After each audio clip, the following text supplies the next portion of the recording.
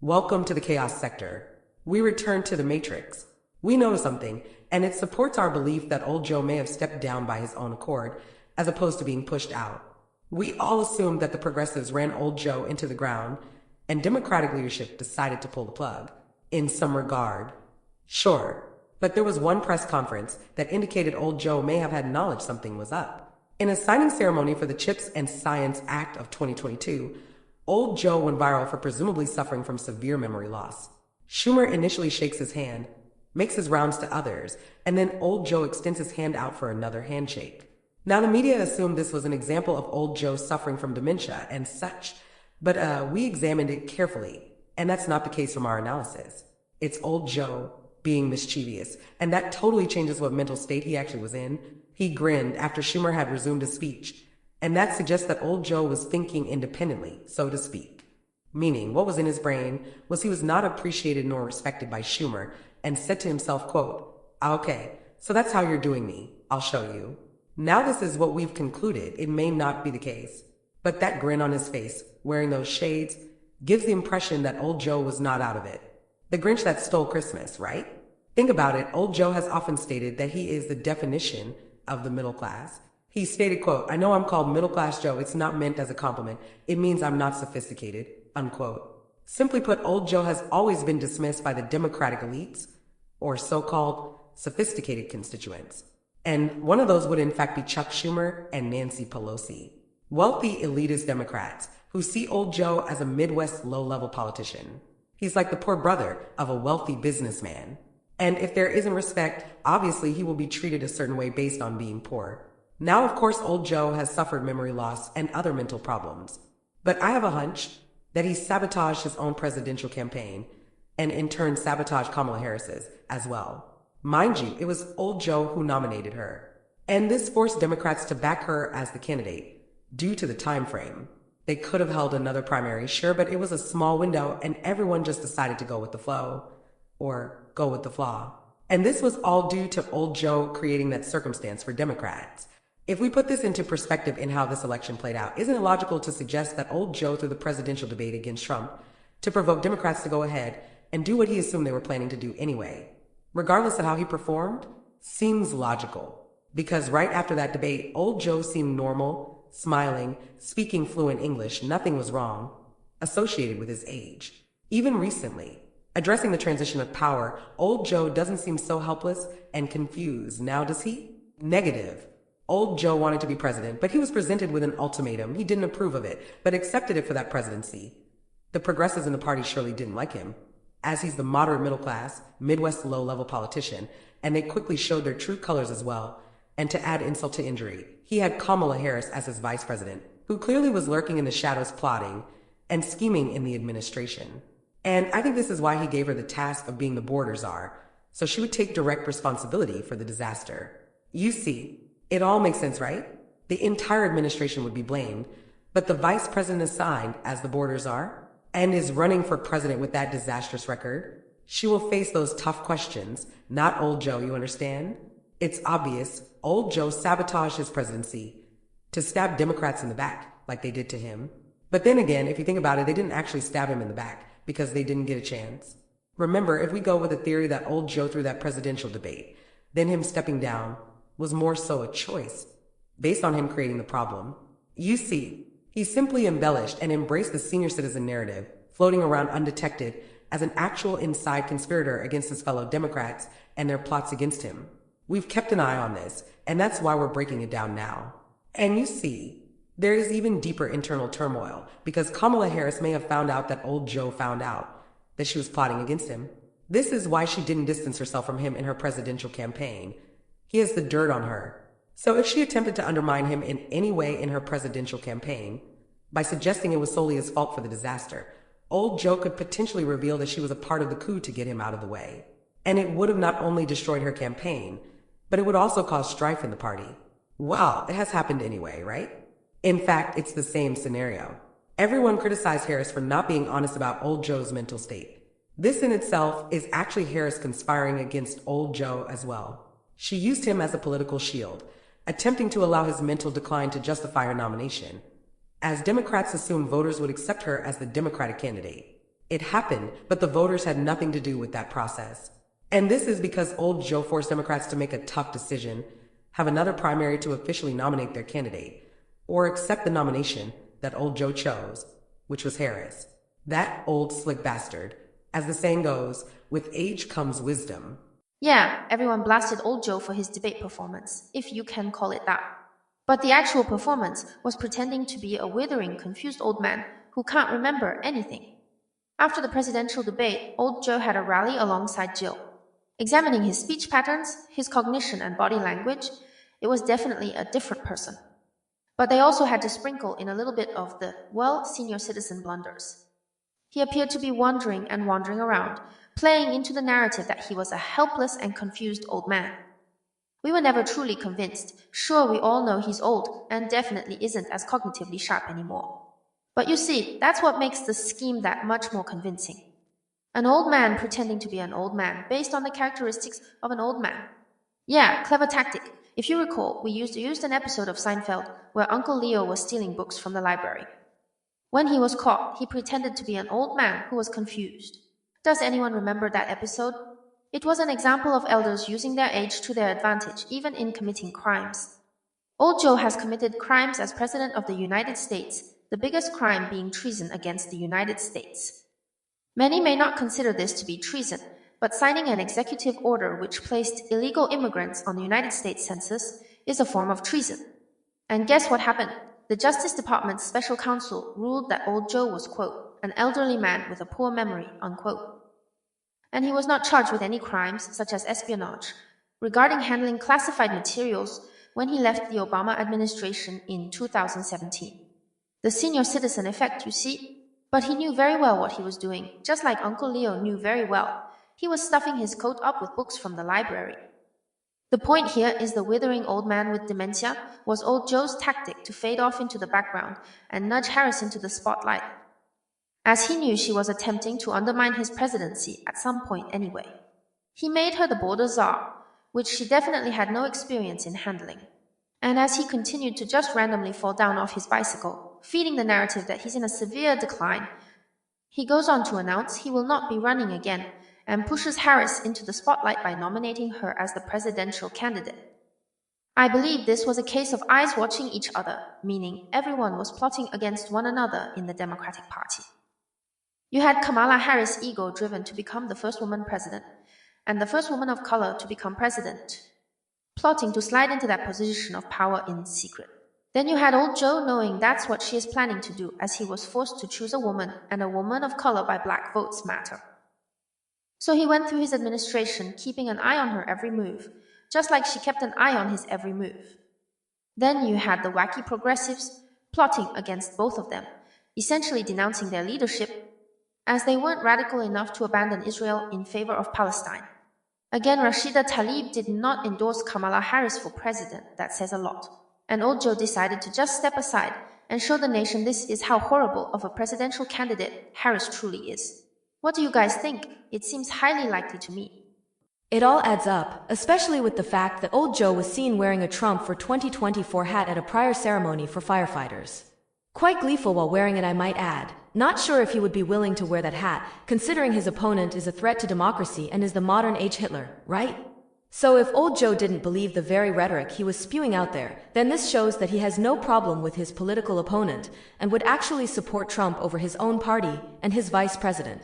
It was even rumored that Jill Biden actually voted for Trump, as she was spotted at the polls draped in all red.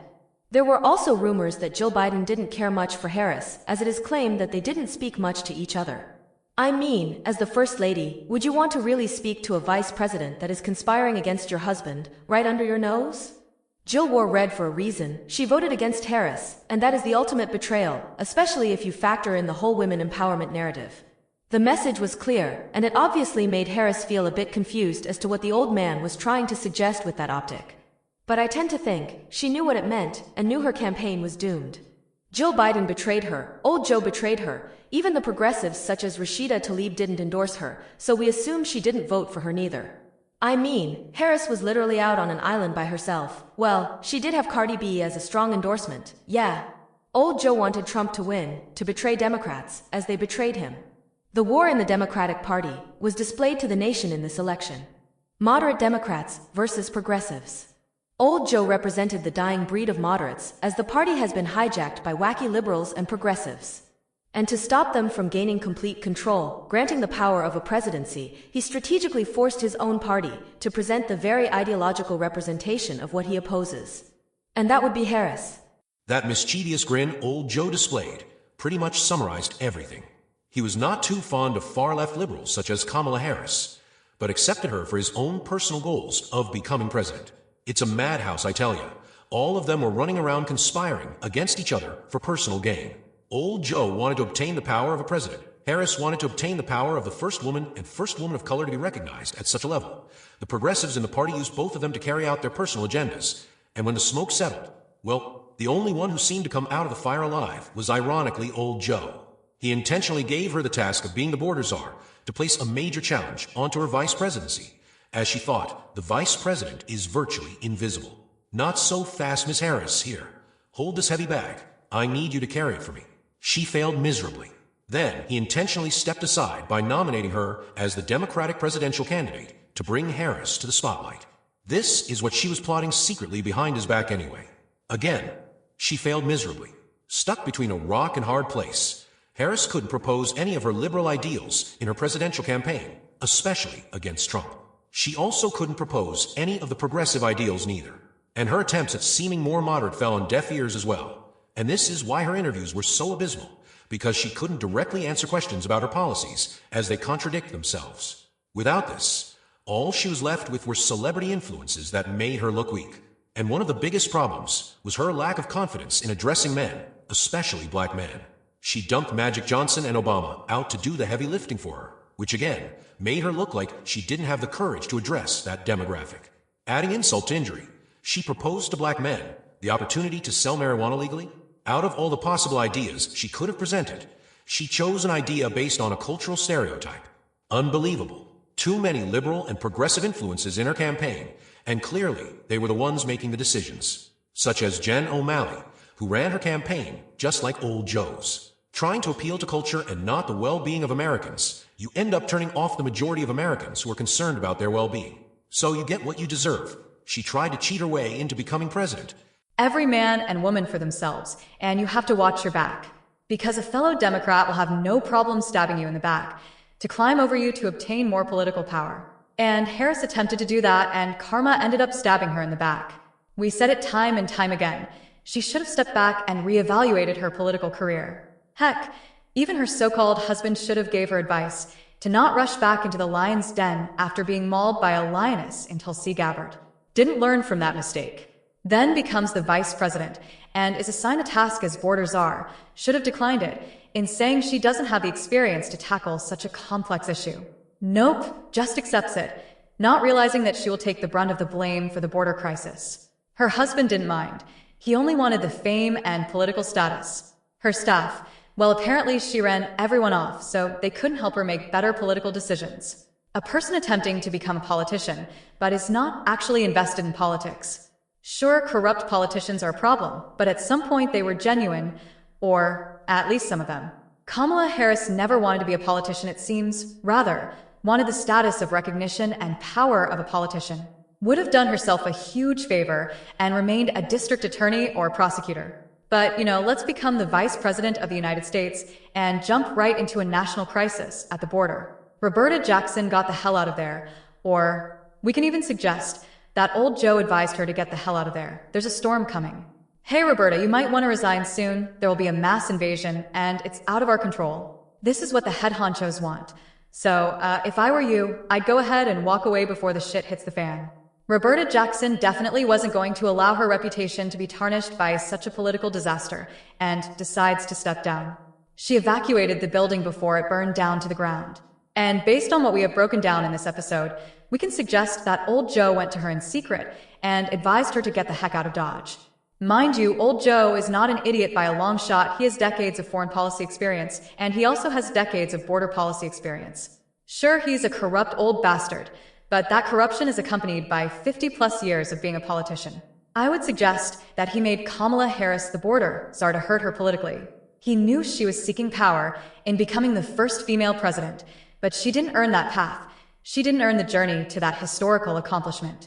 And she was not going to use his presidency as a springboard to that undeserved historical feat. There are two scenarios in the political matrix. In one scenario, you scratch my back and I scratch yours. Or you stab me in the back and I'll stab you in yours. And you have to figure out, where do you stand in this political environment? Either you associate yourself with genuine people who care about you, or you yourself are dishonest and untrustworthy, which you associate yourself with like-minded people who will betray you just as quick you would to them. Harris obviously had no idea what she had gotten herself into. Ah, yes, an eye for an eye, my friends. And she learned a painful lesson. Thinking that she was going to slither into the administration and rise to the top by conspiring against the person that gave her the opportunity, ended up not only losing horribly in her presidential campaign, but also destroyed her political stock by underperforming, in contrast to old Joe, which made him look like the better candidate when it was all said and done. I mean, going forward, how can she convince anyone she is a viable presidential candidate when she couldn't outperform a blabbering senior citizen who frequently had brain glitches and randomly fell down while walking? Absolute insanity. But when you look deeper into this picture, could all of that been a part of old Joe's master plan? To make himself look so bad that Harris believed she had the green light to seek the power she craved, only to find herself stuck in an ideological and policy conundrum in her presidential campaign. He knew she didn't have any experience. That's why he made her vice president. That's why he made her border czar. And ultimately, that's why he nominated her for president. To exploit her weaknesses and show Democrats that this is what happens when you go woke. When you go woke politically, you go broke politically. And the thing is, she literally went broke. I mean, raising $1 billion in 100 days and ending up $20 million in debt is unacceptable. And she just kept digging a deeper hole to sink in. Old Slickback Sharpton reportedly received a total of $500,000 from the Harris campaign, so-called to his nonprofit organization, National Action Network, earlier in the election cycle. Now, where do you think some of that money went? Well, we know Slickback pocketed some of it. But this is another example of trying to rig an election by funneling the money through his organization. But thousands of that would be secretly paid out to artificial voters. It's a dirty game. Where's Mr. Clean when you need him, right? Not only did it not help, but she ended up in debt afterwards, as all of that money spent on celebrities and so-called nonprofit organizations went straight down the drain. Try this on for size. Will the celebrities give the millions back, as Harris is struggling to figure out what her next political move will be? Will old Slickback refund some of that money back to Harris? I mean, that's the least they can do, right? Come together and give her a concession package that will help her financially, as she potentially could find herself at a career crossroads. She's 60 years old, not like she's going back into the workforce anytime soon. You know, what if she doesn't land another political job? This is why her campaign was asking for donations after the election, because she literally had no money after her campaign. What would she do then? Could you guys sprinkle a few of those millions back her way? It's my money now. Didn't they tell you about us? We don't care about politics. It's all about the fame and fortune. And to be honest, everyone that got paid, especially old Slickback, sadly, extorted Kamala Harris. Ah, yes, they convinced her that they would contribute to helping her make history in becoming the first female president. And because she was driven by this ego, she dumped money on them like a drunk truck driver at the local bar. Political extortion. Ah, yes. If anyone knows the background of old Slickback, he used to be a pimp, pimping women in the communities and taking their money as they're the ones working for it. Extortion at its finest. He was a pimp disguised as a pastor. He was also a drug dealer, then informant for the federal government, disguised as a so-called civil rights leader. Doesn't get any more crooked than old Slickback. And he's at it again, just pimping politically now, hosting on MSNBC. Ironically, Harris was an advocate for legalizing prostitution. Go figure. She was bamboozled out of her money by political pimps. Old Slickback, Beyonce, Megan Thee Stallion, Cardi B, Eminem, all of these celebrities who are already worth millions, basically extorted the Harris campaign. You can't trust someone who creates an illusion as their professional occupation. Now, she did earn approximately $235,000 annually as vice president, so that's close to $1 million over the course of this administration. But we all know she lived the lavish life, spending tons on fancy outfits, lavish dinners. Fine, live the good life if you can. But the problem is, that's not her career. That's a temporary job, as you're likely to get kicked out of office in a presidential election. Although she has accumulated some money outside of her vice presidency, by the standard, Kamala Harris is actually broke compared to her political counterparts. Again, this is why she's currently still asking for donations, because she's $20 million in the hole. There was a great question asked, how do you raise an historic amount of money and not win a single swing state? Because the money wasn't going to save Harris from not being a qualified nor inspirational presidential candidate. All the money in the world couldn't buy her the American people's vote. $530 million spent on television advertisement, compared to only $286 million from the Trump campaign. For some useless podcast interview, the Harris campaign spent $100,000 just on the set alone, not to factor in they more than likely paid the podcaster a few thousand for the interview. Oprah Winfrey's production company Harpo was paid $1 million. For what exactly? Who knows? She claimed she wasn't paid a personal fee, but we all know those numbskulls paid her in secret. Then you had Beyoncé, where there were claims she was paid $10 million, where there was an anticipation for a concert that never happened. So $10 million was set on fire for Beyoncé to speak for 5 minutes and then leave. Then you had Megan Thee Stallion, who was allegedly paid $5 million, in which she did perform at the rally. I mean, all of this money splurged on celebrities is how you end up $20 million in debt. This is a debt she has to pay back the DNC, as their crooked donor class are upset she got obliterated and want their money back. But guess how the Harris campaign will do this? That's right. Ask the American people to help her pay back her debt. Wow. So you're going to ask the American people to help you pay back your debt that you created? Absolutely bonkers. How about asking those celebrities to help pay back your debt? Oh, that's right. They've skipped town on you, grabbing the greenbacks, and won't be back until 2028. Like the scam artists they are, Hollywood celebrities only come around during an election year. Otherwise, they are nowhere to be found when it comes to politics. Another lesson she had to painfully learn. Kamala Harris was a victim. Yes, we can admit that. She was a victim of her own ego, victim of seeking political power before she could grasp the magnitude of it. And in her journey to obtain this political power, she forgot one thing. If you don't have eyes in the back of your head, you can't see someone attempting to stab you in the back. But she attempted to do the same to someone else, so all is fair in political warfare. This is the Chaos Sector.